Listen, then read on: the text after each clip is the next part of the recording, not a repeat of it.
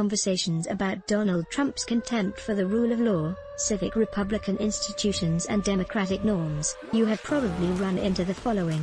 The president's term ends January 20, 2021. If by then the election has no clear winner, and that could be the case, the constitutional order of succession goes to U.S. House Speaker Nancy Pelosi. Don't you worry. Similarly, in conversations about the role of the U.S. Supreme Court, if it ends up deciding the election, you have probably heard the following. Whoever the new justice is, he or she won't be involved in the court's ruling, because professional legal ethics require it using himself or herself. Don't you worry. Advertisement. This article was originally published at the editorial board. I say worry. I say there's no reason for such uncritical faith.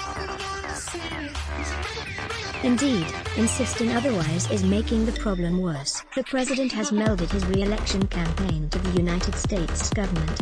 They are no longer, in effect, separate entities.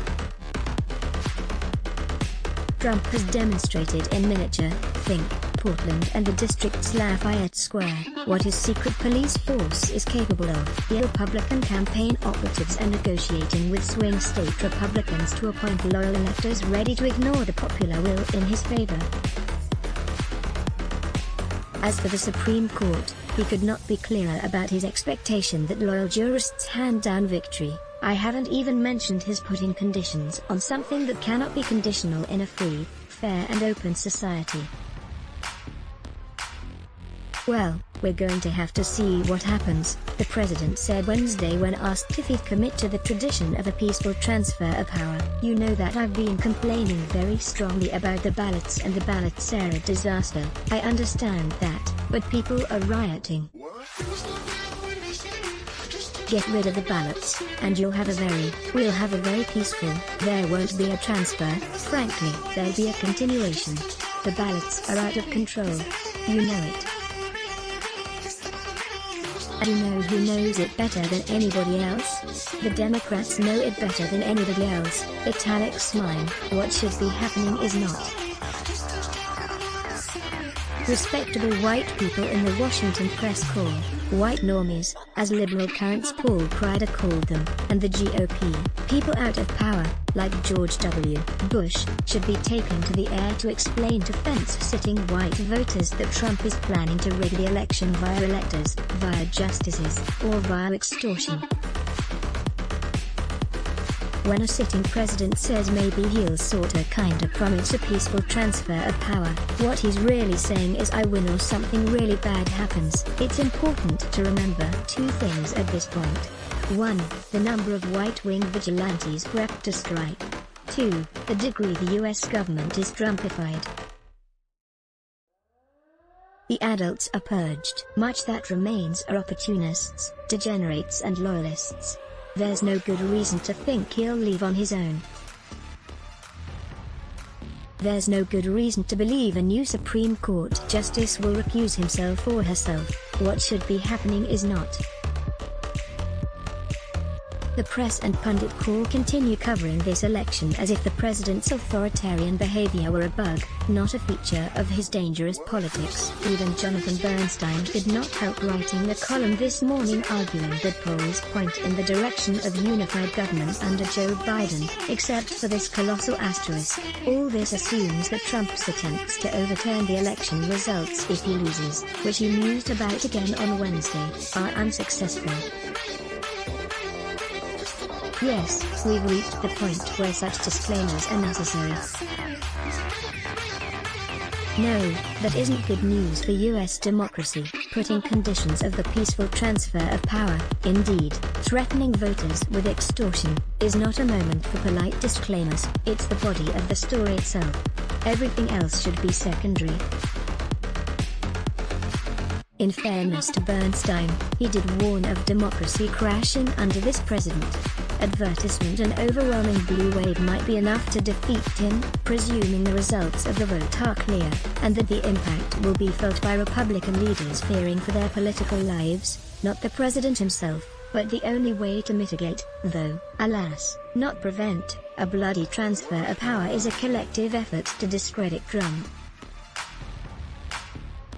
His source of strength is respectable white people continuing to believe him. These voters must be made to see that they are being threatened, that they are being lied to, and that a vote for a Democrat is a vote for individual liberty.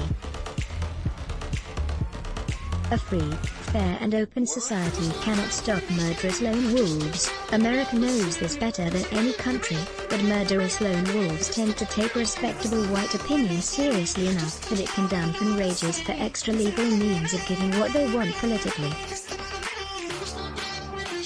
What's preventing this from happening, I now believe, isn't cynicism, greed or even cowardice so much as the uncritical and categorical faith that everything's going to be alright. Faith in everything being alright is blinding good people from seeing the reality they must first see in order to take difficult, responsible and patriotic action. John Storr is the editor and publisher of the editorial board, a newsletter about politics in plain English for normal people and the common good. He's a visiting assistant professor of public policy at Wesleyan University, a fellow at the Yale Journalism Initiative, a contributing writer for the Washington Monthly, and a contributing editor for Religion Dispatches. Advertisement. Enjoy good journalism? Then let us make a small request. The COVID crisis has cut advertising rates in half, and we need your help.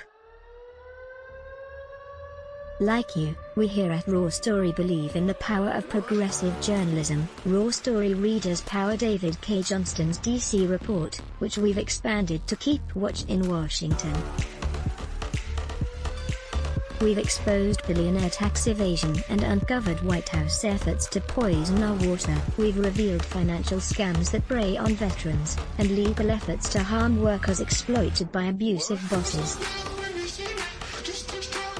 And unlike other news outlets, we've decided to make our original content free, but we need your support to do what we do. Raw Story is independent, unbinged from corporate overlords. We fight to ensure no one is forgotten. We need your support in this difficult time. Every reader contribution, whatever the amount, makes a tremendous difference. Invest with us.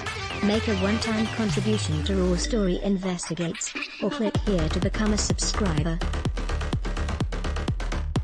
Click to donate by check. Value Raw Story? Then let us make a small request. The COVID crisis has cut advertising rates in half, and we need your help. Like you, we believe in the power of progressive journalism, and we're investing in investigative reporting as other publications give it the axe. Raw Story readers power David K. Johnston's DC report, which we've expanded to keep watch in Washington. We've exposed billionaire tax evasion and uncovered White House efforts to poison our water. We've revealed financial scams that prey on veterans, and efforts to harm workers exploited by abusive bosses. We need your support to do what we do. Raw Story is independent. You won't find mainstream media bias here. Every reader contribution, whatever the amount, makes a tremendous difference. Invest with us in the future. Make a one-time contribution to Raw Story Investigates, or click here to become a subscriber. Thank you. Let's block ads. Why? Show your love for him. Click the link in description. Thanks for watching.